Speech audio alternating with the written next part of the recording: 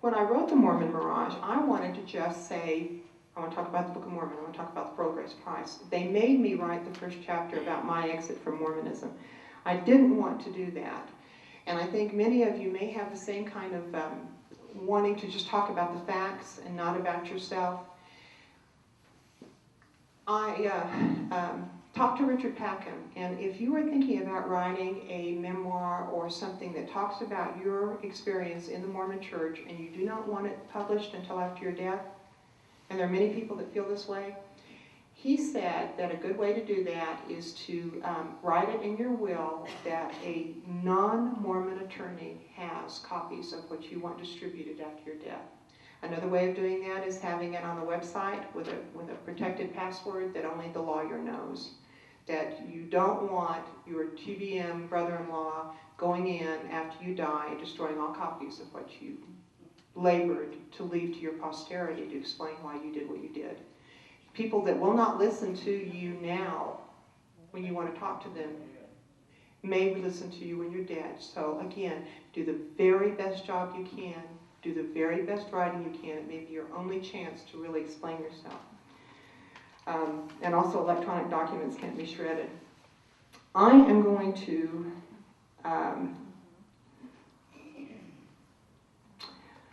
you want 10 minutes for questions, huh?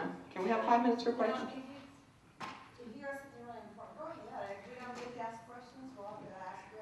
Well, we did get started late, didn't we?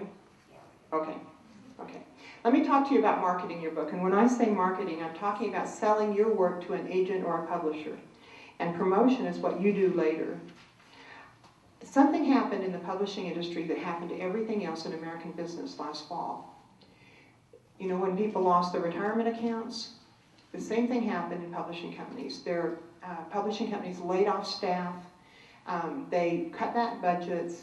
It is a different world, is what I'm trying to tell you, in the last 13 months in the publishing industry.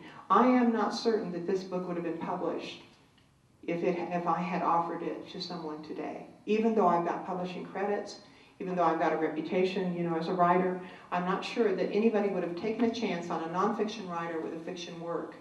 How much more at a disadvantage you all are who have not written if you want to publish. But I'm going to give you some hints about what you can do. One thing you can do if you want to write nonfiction is build up credits.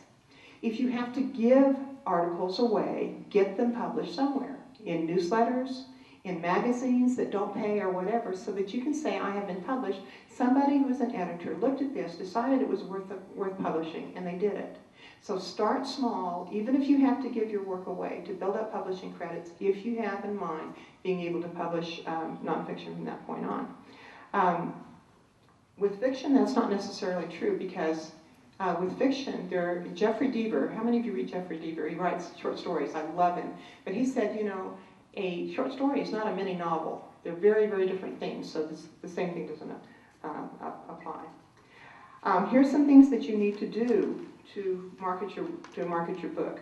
The first thing is, if it's fiction, it has to be finished. You cannot market a work of fiction unless you're somebody really famous or has something really, really marketable about you personally, unless it's finished. And remember what I said, if you blow it with a publisher, you can't go back and do it. If you blow it with agents, agents talk. I sat in a panel discussion of 6 different agents who are competing agents, right? But they all talk about this one weird guy that has threatened to kill them if they don't publish his manuscript. No, this is true. This is Christian publishers too. But I'm telling you, it's a smaller world. The publishing world has shrunk. And it has shrunk to such an extent is you have to do it right the first time. And if you don't get anything else out of what I'm telling you, if you want to publish, you have to pay the price. The price is getting educated, taking classes, and doing it right so that you don't blow your chances. The second thing is, after you've decided what you're going to do, go to a bookstore and see who is publishing the kind of thing you want to publish. You say, well, why not go to a library? That's what has been published. You want to know what is being published. That way you can know who to approach that publishes the kind of thing you are writing. please remember that, and again, unless you have something very extraordinary about yourself or your message, no publishing company is going to change their profile and stance to publish your book, which is unlike anything else they've ever published. Go to the publishers that publish the kind of things you write. Make a list of those publishers. If they have published something that is identical to what you have written, then you don't want to approach them. Are you flirting with copyright infringement, for instance? With that list of publishers that you are interested in, go to Writer's Market, find out their guidelines. Write to them and say, what do you require that someone submit to you in order to have you consider it for publication? You will find that with this shrinking world, that with the fact that publishers have less staff, they're depending more on agents. So it may be your best deal to go to writers' conferences and get to know agents and find out what they want, because many, many publishing companies will not consider a manuscript that's not sent through an agent anyway. Educate yourself about how to prepare a manuscript. On that sheet that you have there, tells you how to prepare a manuscript.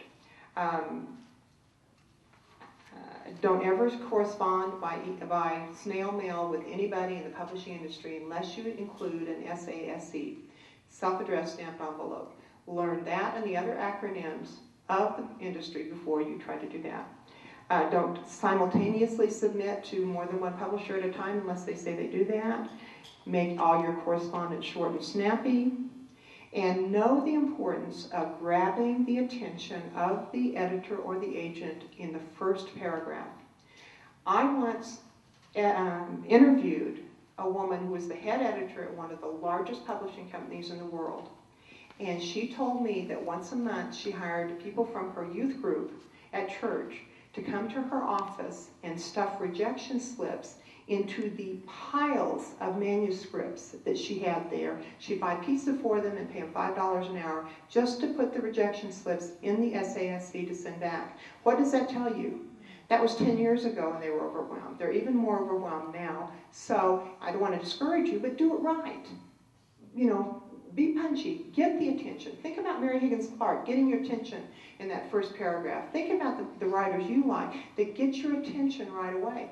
We live in a Twitter world. People are not going to read 50 pages into your manuscript or whatever to find the point of what you're getting at. You have to make your point early. Now, I told you this is the way to get published. This is not the way I got published. And I will tell you how I got published because I'm going to be truthful. I was 25 years old, had a new baby. My husband and I were literally about to starve to death. I'd had a horrific surgical procedure, and I don't want to go into it, but anyway, I couldn't work. I had a small baby. My husband's boss had decided that the way to motivate an insurance salesman was to withhold his pay, and we literally were about to starve to death. And I was reading an author in a reading group that I really liked, and I found out that author, Joyce Landorf, was coming to Albuquerque. So the first outing that I had, other than going to church, was I got myself dressed up and went to the bookstore where this woman was. She was an enormously popular writer at that time, and this bookstore was crowded with people. But as soon as I walked into the bookstore, everybody left. And it was the bookstore owner and me and this woman. And I was so awkward and so shy that all I could do was blurt out to her that I would one day love to be as good a writer as she was, that I had, was a writer and I wanted to return to my writing career. And, but I made her so uncomfortable that she started talking about the weather. And that's the truth. And this was 1976, and she said, yeah, how about that flood in Idaho? And I said, yeah, I didn't hear about that. And she said, well, it kind of made me ashamed that the Mormons jumped in and did more for the relief effort than the Christians did. And I said, oh, I used to be a Mormon. And she said to me, no, wait a minute, you said you're a writer and you used to be a Mormon. I have a publisher that would love to publish your book.